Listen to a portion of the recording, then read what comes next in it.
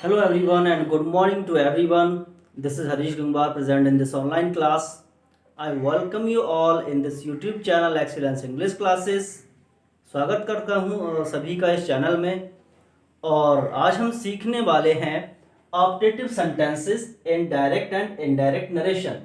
Okay, पिछले जो previous 4 types of sentences थे, assertive, interrogative, imperative and exclamatory, these videos have been provided on the channel and this video was missing. That's why I am here with this video of optative sentences.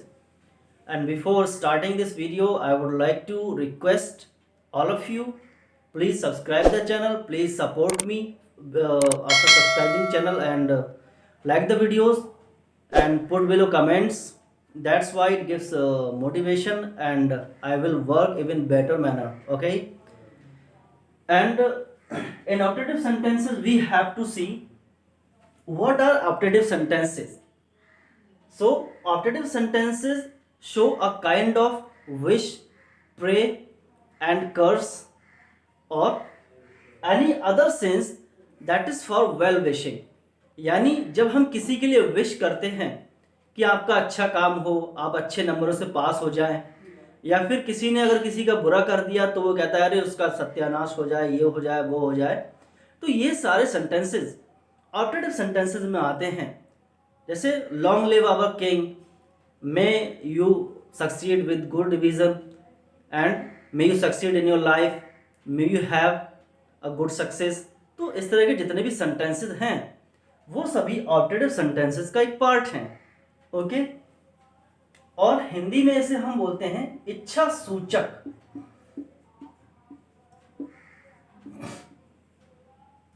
आपको दोनों languages में समझाना बेहतर होगा because not everyone knows about English properly. That's why I am here to explain in both languages, English and as well as Hindi. So let's start the rules of optative sentences. Okay.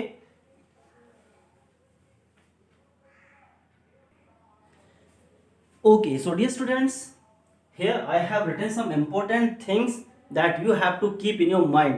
ये चीज़ें आपके mind में रहेंगी तो sentence एकदम बन जाएगा बिना किसी प्रॉब्लम के, आपकी सारी समस्याएं हल हो जाएंगी। बस आपको माइंड में रख लेना है। ओके, तो पहले आइडेंटिफिकेशन हमें देखना पड़ेगा कि ऑप्टेटिव सेंटेंसेस की आइडेंटिफिकेशन मतलब पहचान क्या होती है। What is the identification? So these sentences have a sense of pray, wish, curse and bless. ऐसे वाक्यों में प्रार्थना, इच्छा, आशीर्वाद या अभिशाप की भावना पाई जाती है। तो ऐसे सेंटेंस क्या होते हैं? Optative sentence.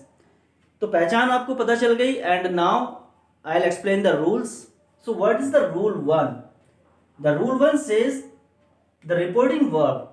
What is the reporting verb? Said. आपको reporting verb, reporter and reporting verb का ऑब्जेक्ट, ये सारी चीजें मालूम होंगी शायद, तो इसीलिए मैं रिपोर्टिंग वर्ब के बारे में बता रहा हूं कि जो इधर वाले पार्ट में जो सैड होता है रखा हुआ वो रिपोर्टिंग वर्ब है और इसको हम चेंज कर देते हैं किस में? उसका सेंस देखकर। अगर सेंटेंस में विश का सेंस आ रहा है तो विश्ड में चेंज कर दिया, he wished me. Okay, pray का सेंस आ रहा है तो he prayed to God. Okay, cursed का सेंस आ रहा है the old lady curse the boy. अगर ब्लेस्ड का सेंस आ रहा है आशीर्वाद का, ठीक है, the old man blessed the boy. तो इस तरह सैड को हम इन चीजों में चेंज कर देंगे उसका सेंस देखकर कि सेंटेंस में कहने का मतलब क्या आ रहा है। तो ये हमारी रिपोर्टिंग वर्ब चेंज हो गई इसमें, विश्ड में, प्रेड में, कर्ज में, ब्लेस्ड में। ठीक है, ये सबसे फर्स्ट रूल। रिपोर्टिंग वर्ब को चेंज करेंगे क्योंकि सबसे बड़ा जो चेंज है बिगनिंग से स्टार्ट हो जाता है रिपोर्टिंग वर्ब से। ओके, एंड दैट का यूज करेंगे। कंजंक्शन दैट हम जहां लगाते हैं जैसे असर्टिव सेंटेंसेस में लगाते थे, assertive sentence and exclamatory sentence दोनों में दैट यूज करते थे। And just like that optative sentence भी हम दैट का यूज करेंगे इन प्लेस ऑफ कॉमा। जो कॉमा हम लगाते हैं, कॉमा की जगह पर दैट रख दिया। क्लियर? तो क्या हो जाएगा? ही विश्ड मी दैट। यहां तक बात आ गई, उसने मुझे विश किया कि। ओके, अब थर्ड क्या है? Make the sentence assertive. Sentence को असर्टिव बनाना है। सेंटेंस ऑप्टेटिव है। ऑप्टेटिव का मतलब मे या माइट से स्टार्ट होता है। मे से स्टार्ट होगा या फिर कहीं ना कहीं वर्ब से स्टार्ट हो जाता है, long long live a king ऐसे करके हो जाता है, तो उसमें मे नहीं होता है। मे you live long, may you have good marks, okay, may you grow faster, तो इस तरह के सेंटेंस होते हैं, मे या माइट से स्टार्ट हो जाते हैं। तो हम क्या करते हैं, सेंटेंस को असर्टिव बनाना है, तो सेंटेंस को असर्टिव बनाने का मतलब क्या है, it means the sentence structure must be like this. Sentence का स्ट्रक्चर क्या होता है असर्टिव सेंटेंस का, सब्जेक्ट सबसे पहले आना होता है, सबसे पहले सब्जेक्ट। अगर इन दोनों चीजों में दोनों चीजें हैं, हेल्पिंग वर्ब भी है एंड मेन वर्ब भी है, तो हेल्पिंग वर्ब पहले एंड मेन वर्ब बाद में। तो ऑप्टेटिव सेंटेंस में हेल्पिंग वर्ब यहां पर मे यूज किया गया है, ओके, मे, तो यहां पर हेल्पिंग वर्ब मे आ जाएगा, यहां पर मेन वर्ब आ जाएगी, जो भी उसमें वर्ब हो, चाहे वो पास हो या फिर कुछ और हो, बाद में object, subject, helping verb, main verb, object. ये स्ट्रक्चर फॉलो करेंगे तो सेंटेंस असर्टिव बन जाएगा, जो हमें एक्सक्लेमेटरी में भी करना पड़ता था। ओके, ये बात तो आपको क्लियर होगी। एंड करते क्या है कि इधर जब रिपोर्टिंग वर्ब पास्ट में होता है, जैसे ये है सैड, और हमने लास्ट में डी डी डी सब पास्ट में कर दिया, ठीक है, तो जब में होता है, हेल्पिंग वर्ब में है, तो इसको चेंज कर देंगे माइट में, okay, it will be change into might, तो क्या हो जाएगा, that I might pass with first division, okay, इस तरह से सेंटेंस स्ट्रक्चर फॉलो हो जाएगा। चलिए अब इसके कुछ एग्जाम्पल्स देख लेते हैं, इतना तो आपको समझ में आ गया होगा, इसके कुछ एग्जाम्पल्स देखते हैं कि कैसे आपको करना है। Okay dear students, so here I have taken 3 examples and इसके बाद हम कुछ और एग्जाम्पल्स भी करेंगे। Okay, so the first sentence, read and make out the sense of the sentence. He said may God bless you. तो यहां पर 2 सेंस निकल कर आते हैं, वन सेंस इज गॉड, यहां पर आ गया तो हम यहां पर सेंस लगा देंगे pray, okay, and second thing is वो विश भी कर रहा है कि मुझे गॉड ब्लेस करे, लेकिन जहां गॉड वर्ड रखा हुआ है तो वहां हमको प्रे को लेना चाहिए, वो ज्यादा अच्छा होता है।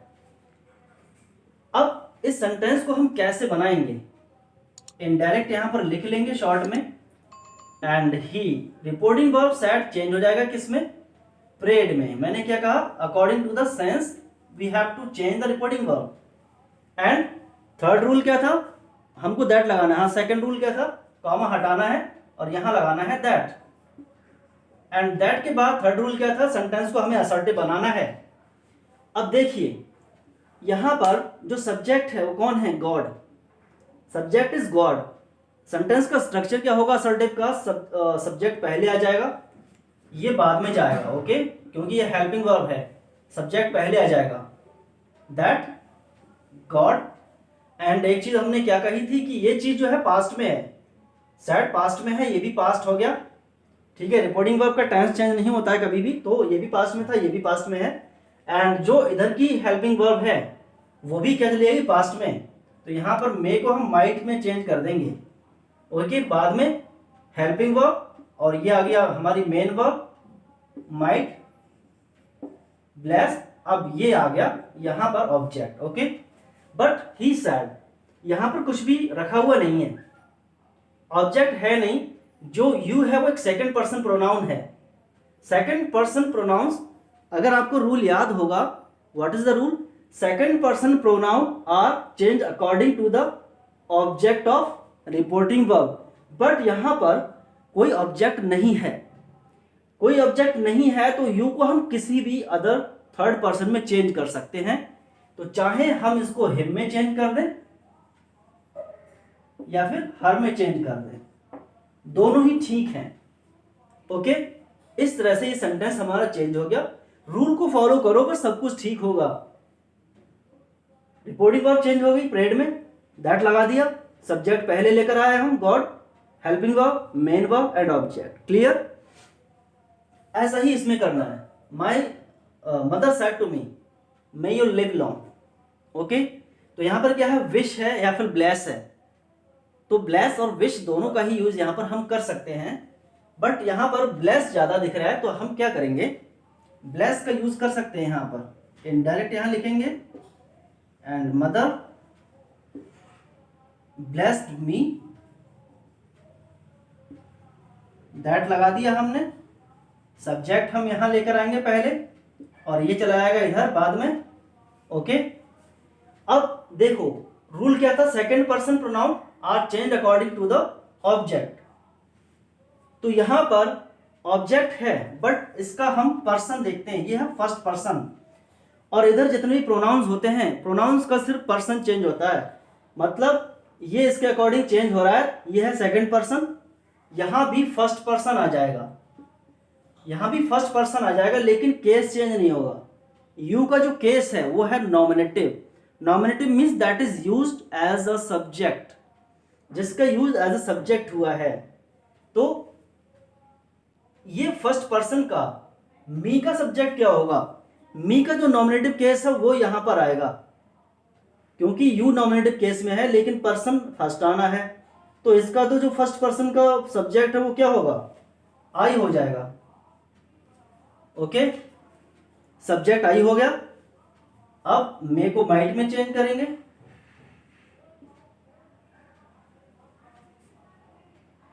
दैट आई माइट, एंड यहां पर मेन वर्ब और ऑब्जेक्ट। इस तरह से सेंटेंस चेंज होगा। The old lady said to him, old lady ने उससे कहा मे यू डाई, तो मर जाओ, ये हो जाए वो हो जाए, सत्यानाश हो। अभी किसी ने बुरा किया होगा किसी के साथ, तो यही दुआ निकलेगी उसके मुंह से, मतलब यही बद्दुआ निकलेगी।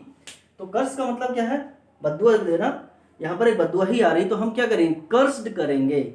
रिपोर्टिंग वर्ब जो यहाँ पर है सैड की जगह, वो क्या हो जाएगा, कर्स्ड। ओके, अब किसी को सताओगे तो बद्दुआ तो निकलेगी ही।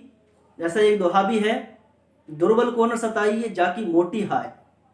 दुर्बल यानी जो कमजोर इंसान है उसको सताओगे तो उसको मुंह से जो हाय निकलेगी, बद्दुआ, बहुत मोटी यानी भारी भरकम होगी।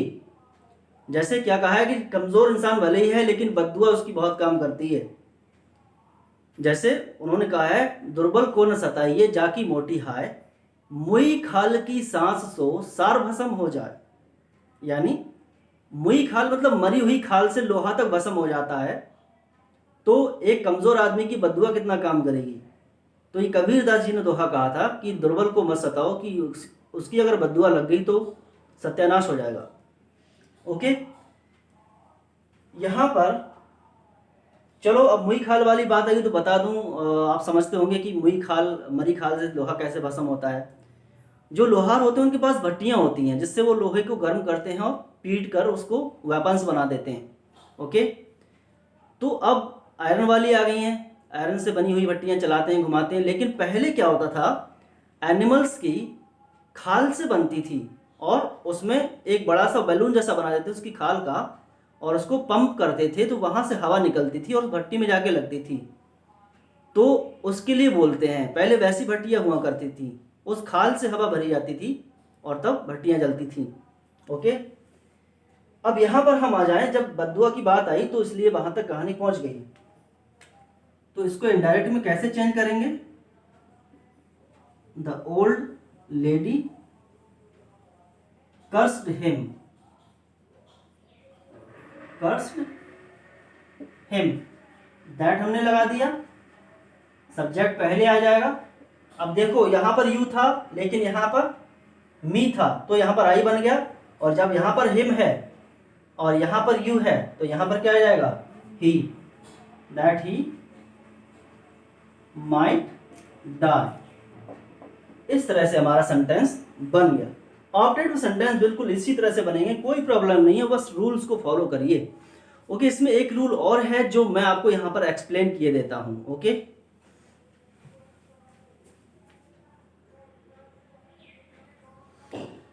okay, so this is rule 4, and what says the rule 4?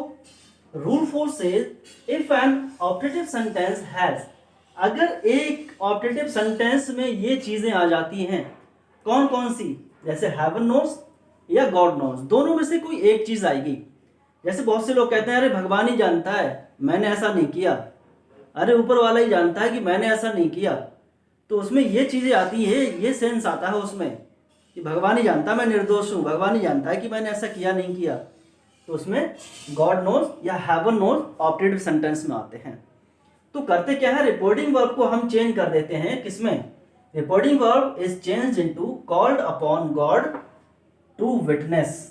क्या करते हैं, called upon God to witness या called upon heaven to witness, दोनों में से एक चीज रखी जाएगी यहाँ पर, इसलिए बीच में स्लैश लगा दिया है, called upon God to witness. बाद में ये चीजें और जोड़ देते हैं। ओके, कहीं कहीं जोड़ भी सकते हैं और नहीं भी जोड़े तो सेंस बन जाएगा, कोई प्रॉब्लम नहीं है।